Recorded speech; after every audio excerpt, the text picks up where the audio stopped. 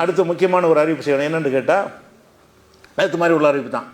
இந்த பூஜை போடுறது இதெல்லாம் அந்த உயிரினங்களை தான் நம்ம சாப்பிடக்கூடாது, மற்றது பிரச்சனை இல்லைன்னு நம்ம சொல்லியிருந்தோம்ல. இந்த விஷயத்தை என்ன செய்கிறாங்கன்னா, சில பேர் விஷமத்தனமாக சின்ன சின்ன கட்டிங்களை வெட்டி பரப்புகிறாங்க. அது ஒரு 5 நிமிஷத்தில் நம்ம பேசின ஒரு பேச்சு இல்லை. அது 1.25 மணி நேரத்தினுடைய உரை. முதல் நாள் ஒரு 3/4 மணி நேரமும், 2வது நாள் 1 மணி நேரமும், 1.25 10வது நாள் 11வது நாள்.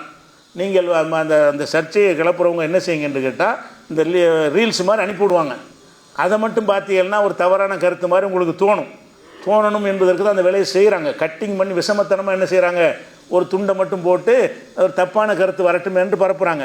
அது 1.25 மணி நேரத்தில் 2 நிமிஷத்தை வெட்டினா, யாருடைய பேச்சில் வெட்டினாலும் அவங்க விரும்பின கருத்துக்கு வளைச்சிட முடியும்.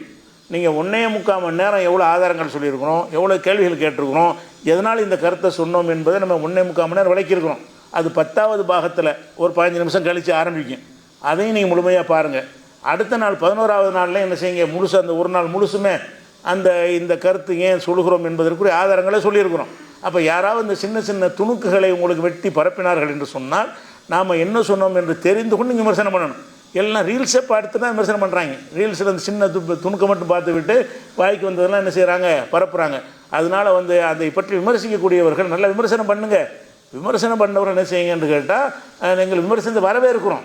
நம்ம ஆய்வு பண்ணோம்ல, நிறைய விஷயங்கள் நீ புதுசாக ஏதாவது வச்சிங்கன்னா அதையும் ஆய்வு செய்வோம். விமர்சனத்தில் எந்த ஒரு இல்லை. ஆனால் நீங்கள் பாவியாயிடக்கூடாது.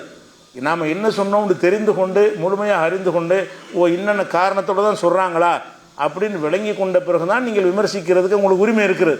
அந்த அடிப்படையில் இப்படி யாராவது சின்ன சின்ன துணுக்குகளை போட்டு சொல்வார்களே ஆனால், அவர்களுக்கு நீங்கள் என்ன செய்யுங்க, அவர்களுக்கு நாம் சொல்லக்கூடிய அறிவுரை என்னென்னு கேட்டால், நீங்கள் 10வது நாளும் 11வது நாள் போட்டு தான் பிளேலிஸ்ட்டில் உங்களுக்கு வரும். யூடியூப்லாம் போனீங்கன்னா 10வது நாள் வீடியோவும் 11வது நாள் வீடியோ 2 நாளையும் பார்த்தீங்கன்னு சொன்னால் 1.25 மணி நேரம் இது சம்பந்தமாக இந்த கருத்தை நம்ம ஏன் சொன்னோம், எந்த அடிப்படையில் சொன்னோம், அதுக்கு ஆதாரமாக என்ன வச்சோம் அப்படிங்கிறது எல்லாம் விரிவாக விளக்கியிருக்கிறோம். அதுகளை ஒருக்கா நீங்கள் பாருங்கள் என்பது தான் அதுக்குரிய பதிலாக இருக்குது. அதை பார்த்துட்டு அதுக்கு பிறகு உங்களுக்கு மாற்று கருத்து சொன்னீங்கன்னா என்ன செய்ய சரியாக இருக்கும். இப்போ கூட ஒரு 2 பேர் பதில் மாதிரி போட்டிருக்கிறாங்க. பார்த்தா அதுவே நீங்களே பார்த்தா உங்களுக்கு தெரியும். ஒரு ஆதாரம் தமாஷை நினைக்கிற அளவுக்கு மறுப்போன்னு சொல்லி ஆதாரம்னு சொல்லியிருக்கிறாங்க. அதில் எதுவுமே ஆதாரமாக இல்லை. அதுகளேனா நம்ம அந்த கடைசி நாள் கேள்வி பதில் நிகழ்ச்சியின் போது சொல்லிக்கிறோம்.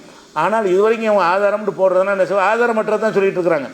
நம்ம சொன்னதற்கான எதுக்கும் ஒன்றுக்குமே அந்த கேள்விக்கு எந்த ஒரு பதிலுமே இல்லை. அதனால இந்த ரீல்ஸுகளை மட்டும் பார்த்துட்டு முடிவுக்கு வராதிங்க. ரீல்ஸை சின்ன சின்னதை கட் பண்ணி 1 நிமிஷம் 2 நிமிஷம் போடுறாங்கல்ல, அது ஒரு மனுஷனுடைய கருத்தை முழுமையாக சொல்லாது.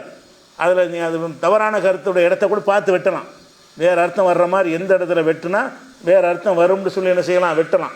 அந்த மாதிரி வெட்டி சில விஷமிகள் பரப்ப, அதை பரப்பி கொண்டு நம்பிக்கொண்டு என்ன செய்கிறாங்க, சில பேர் பேசுகிறாங்க.